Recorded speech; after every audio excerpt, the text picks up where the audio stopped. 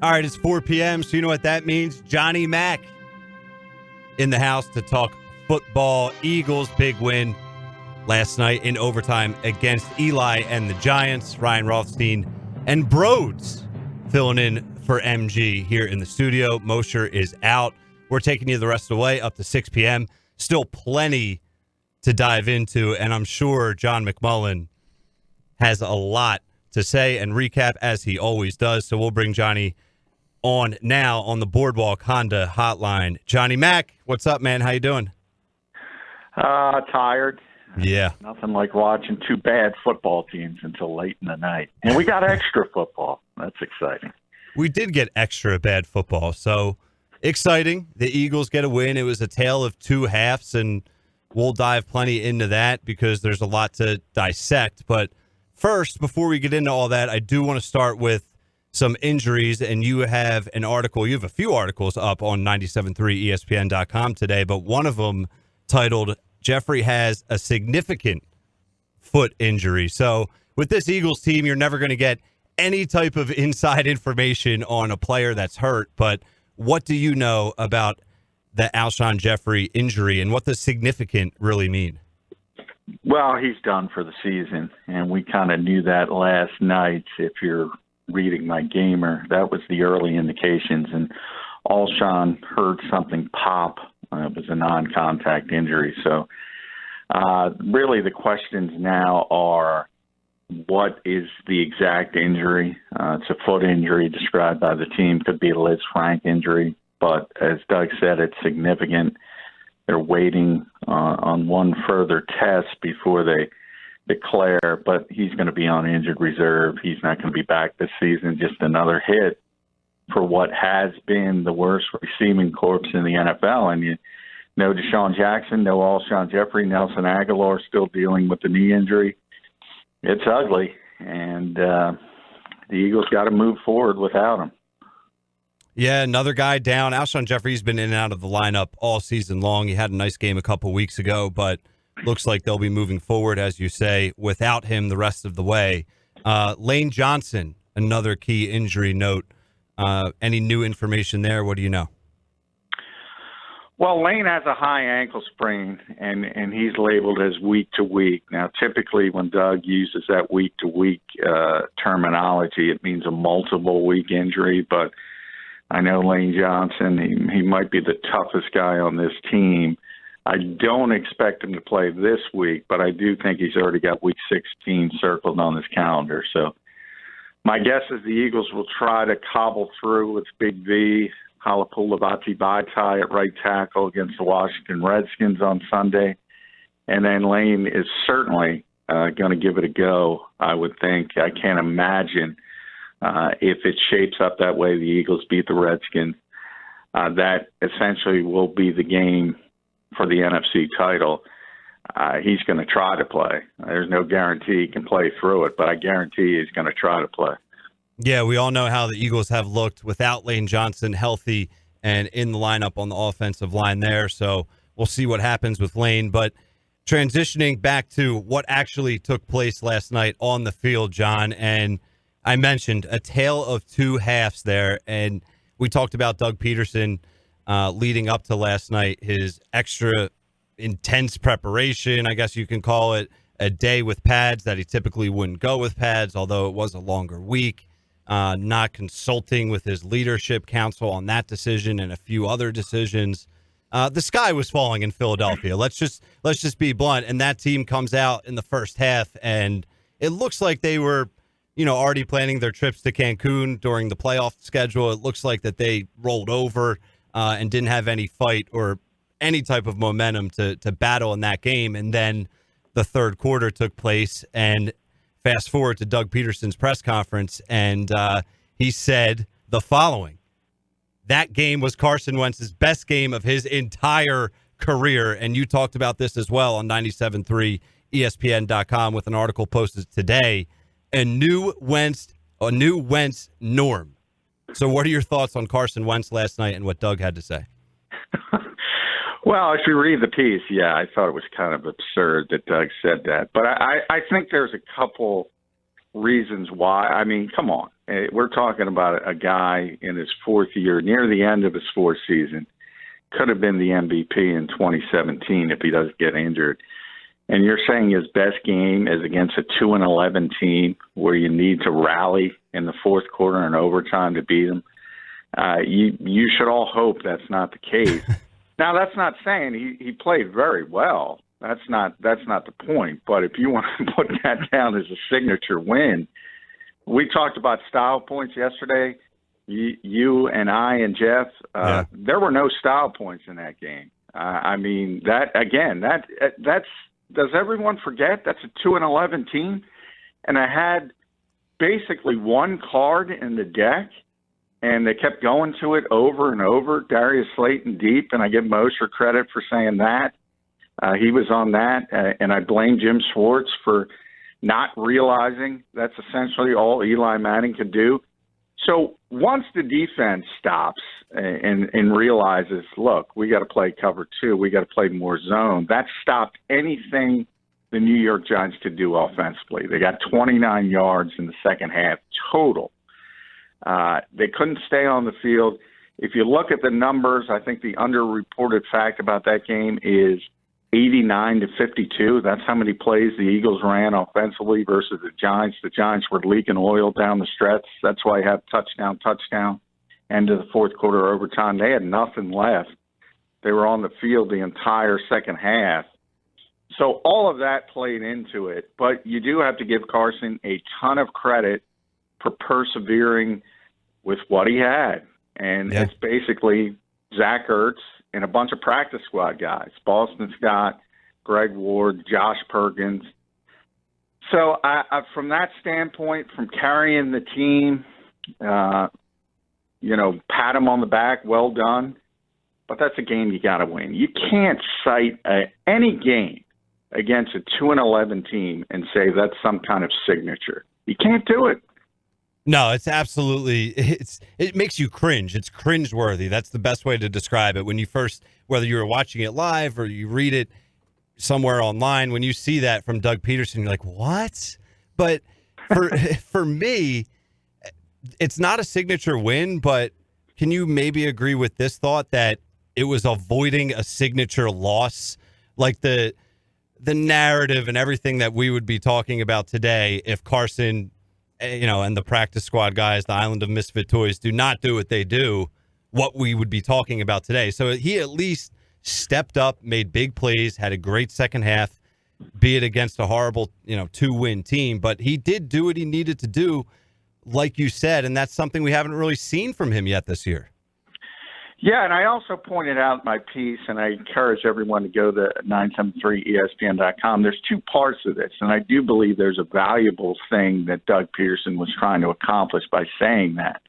And it's not just about the absurdity of saying it's his best game. The second part is trying to bolster his psyche and trying, because there has been so many struggles, and he has been having issues leading the team back in the fourth quarter. So you're trying to prop him up as well, and you're trying to prop up the locker room, we've going all the way back to the Philly Voice piece and the whispers earlier this season about certain guys starting to question Carson. So I think that was the bigger part of it from Doug's standpoint, to try to get everybody on the same page to salvage this season, which would be an NFC East championship, and that's still possible, still in front of them.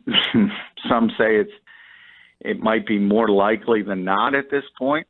But when you look at this team and Alshon Jeffery, as we started this conversation, I mean, they're going to have to win with Boston Scott. I hesitate to put Boston in the category of Josh Perkins and Greg Ward, because he was good. He was great. He was downright good. And he fits this scheme. And they probably should have went to him a lot quicker than they really did. So maybe they have something with Boston Scott, because let's be honest, all they want to do is run screens and get running backs in space, and they're constantly talking about Miles Sanders. I got news for you. Boston Scott is every bit as explosive, and he seems to be more of a natural receiver when it comes to the screen passes and things of that nature. So maybe they found something with Boston Scott, a little Darren Sproles type presence. Darren in his prime, obviously. John, how is it possible that they only dressed 3 receivers for this football game? I mean, Alshon goes down, then J.J. Arcega-Whiteside went out, but that was super late in the game. But they were left with 1 wide receiver in Greg Ward, and they threw Josh Perkins in there, who is this hybrid type. But it's just unbelievable to think that they went into this game with 3 receivers, understanding that Alshon Jeffery wasn't completely healthy. Well, I mean, he was healthy. Remember, he was coming off his best game this season in Miami. There was no indication that this is a completely new injury. Now, you can argue because he was favoring the ankle, playing through the calf injury, maybe that precipitated this new injury, but this was a completely new injury. So I don't know if you can forecast that, and then JJ going down late with a hamstring. That's just kind of bad luck. He said before the game, he mentioned Josh at Perkins, so he foreshadowed that. And Josh was a wide receiver in college at Washington, so he is really. It's not lip service. He really is more of a hybrid player than a typical tight end, and he's totally a flex guy. You can't really play him in line. If you do, he's going to get blown up as a blocker. So that played into it as well. If you notice the scripted stuff early, they also had Boston Scott wide on a couple of occasions. So they had a plan going in for the lack of bodies at wide receiver, and then it just got worse. But sometimes earlier this season, you can only dress 46. Earlier this season, the Eagles didn't have 46 healthy players. So basically, they were dressing who was healthy. It wasn't about we're going to keep this many corners on the game day roster for strategy purposes. That was healthy, and Nelson wasn't able to go. They were hopeful he'd be able to go with the extra day. So with that being said, what is the move now at wide receiver? What is their game plan moving forward? Who can they target to really help boost this receiving core? Because it was great to get that win yesterday. I know some fans are kind of poo-pooing it because it was against the Giants and it was a late comeback. But at the end of the day, it was a good win, but they lost a lot of bodies. What are they going to do with this receiving core for the future of this season? Well, they have to look to the practice squad. They have 3 bodies, and it's Rob Davis, it's Marcus Green, it's Mark and Michelle. People are most familiar with Mark and Michelle because he was here throughout the offseason and throughout the summer. But remember, they could have had him on the practice squad. They chose Marcus Green before him. They chose Rob Davis before him. So just from that standpoint, you would think Green and Davis are in front of him. And then you look at what type of receiver you need. Alshon, the big rangy guy. Marcus Green's 5'9", Rob Davis is 6'3". So my early assumption is Rob Davis would be first just because he can bring some of the same physical dimensions as Alshon Jeffery. But it's ugly. And it's not getting any better when you're crossing your fingers and hoping Nelson Aguilar is back from a knee injury because that's where they are. I mean, then you also have, everybody's poo-pooing JJ, and Doug said he was fine. Some of the other injuries, Miles Sanders said he was fine. Hamstring injury on a receiver, that's kind of an issue. And that's the type of issue that you'll aggravate if you get back on the field too quickly. So you have to keep an eye on him this week in practice as well. And it's going to be cobbling it together again. And it's going to be a lot like you saw last night. You're going to add a body. You might even add 2 of those bodies from the practice squad. But it's not going to be Antonio Brown if that's what people are hoping for. So what was the difference? What did you see? And John McMullen is with us. Follow him on Twitter at JFMcMullen, 97.3 ESPN Eagles Insider. He has plenty of articles up today recapping everything that took place at the Link last night in the Eagles' victory over the Giants in overtime. But, John, what did you see? Because First half, Carson Wentz, 11 of 19, 97 yards, 71 passer rating. Fast forward to the second half, game-tying drive in the fourth quarter and the game-winning drive in overtime. He goes 11 of 13, 120 yards. He finishes the day with 325 passing yards, 2 scores, and a passer rating near 100. Was it the play calling? Was it just simply Carson Wentz being better? Was it Boston Scott? As you mentioned, they may have something there.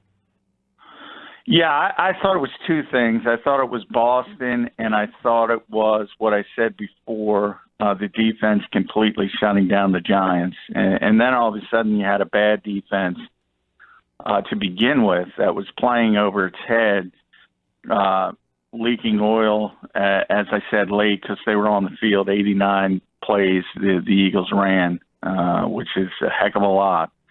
And they just had nothing left.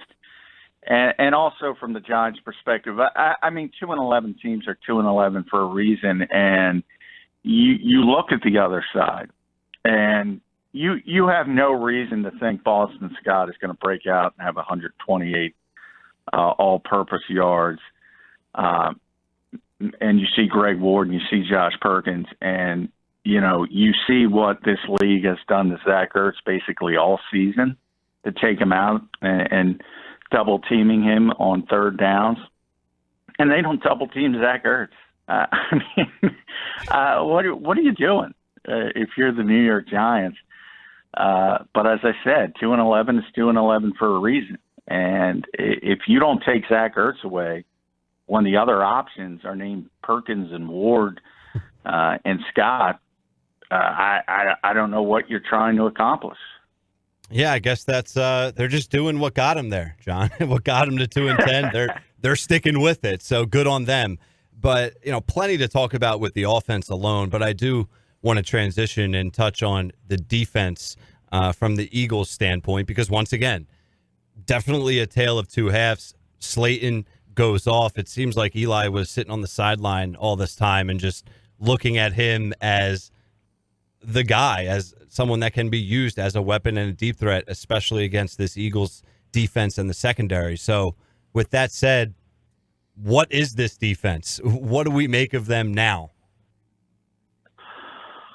Well, I think they're good at home, and they have some issues on the road, and that seems to have been what it is throughout the Jim Schwartz era here on defense, which can be a concern.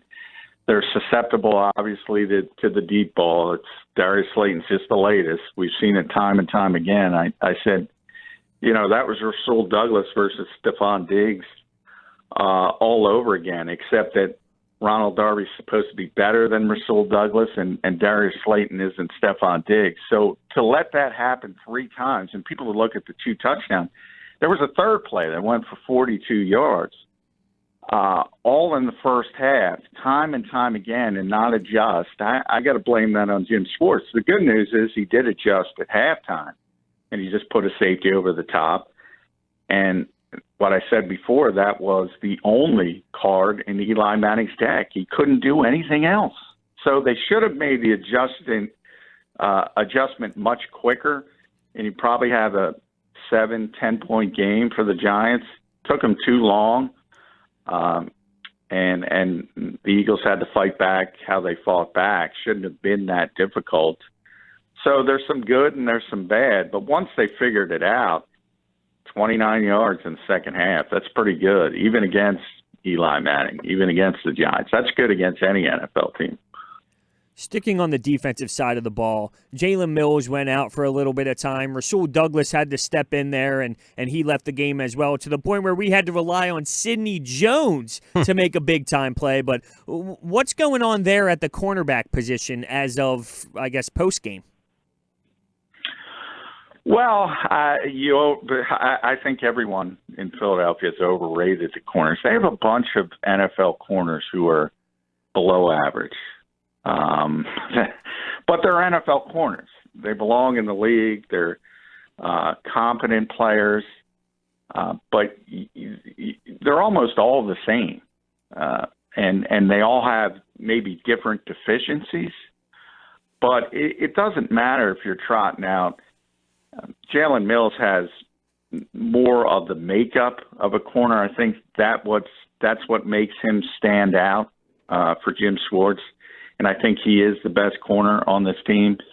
But you saw Darby. He's not the same since the ACL. You've seen Rasul Douglas enough. He's speed deficient. Sidney Jones doesn't know what he's doing. He wasn't even supposed to be on the field. Jim Schwartz was looking for Craig James and couldn't find him. He threw Sidney Jones out That's there. Amazing. Who made a play against a bad team.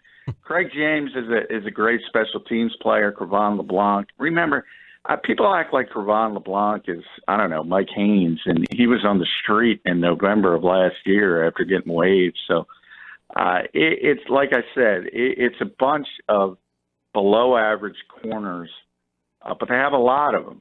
So it could be worse because there's a lot of teams in this league that don't have corners. And so it's are you glass half full or glass half empty guy? But what they don't have is really top-tier corners, and you see that every week. Definitely. Now, one thing I want to touch on is Vinny Curry. I thought Vinny Curry had a solid game. He had a couple sacks. Now, I don't know if he's going to be able to produce to that level every single week when Derek Barnett is out. What did you see from Vinny Curry? Yeah, I thought Vinny played well, and I wasn't as concerned about the Derek Barnett absence as most people were because I do think the Eagles have some depth there. I thought Josh Sweat played well as well. And had some big plays as far as pressures, especially in the second half. So, I mean, that remains a strength of the team. No, Vinny's certainly not going to get 2 sacks every week when he starts. I mean, even the best defensive ends don't put up that kind of production. So, part of it is just being in the right spot at the right time. But he's a good player. He's a good rotational player. And that's one of the deeper positions on the team, and it's getting a little bit better and better because I think Josh Sweat continues to improve. Follow him on Twitter at JF McMullen, 97.3 ESPN, Eagles Insider. Plenty of John McMullen news and notes and articles to catch up on today following the Eagles-Giants Monday Night Football thriller. John, you got lucky last night, as you're always at the link covering the games, but we talked about this a little bit earlier. The broadcast, man, is just, it's tough to watch, Sean.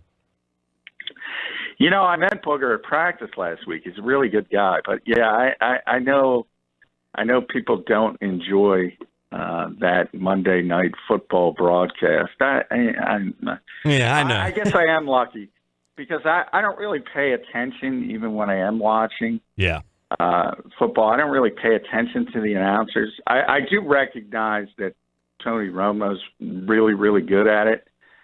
But, I don't know why people get so upset. It's like, who cares? If you don't like it, don't listen. Watch the game. If you have a Twitter account, you have to have an opinion on something, John. You know how that's true. Well, that's my opinion. Who cares? Don't watch. Turn the sound down. Turn the sound down and watch the game that way. It has to be on max volume, all right? There's no other option. Johnny Mac, thank you as always. You can catch all the interviews with John McMullen and anyone else we have right here on the Sports Bash on the YouTube channel at 973 ESPN. Take care, John. We'll talk to you tomorrow. All right. Thanks, guys.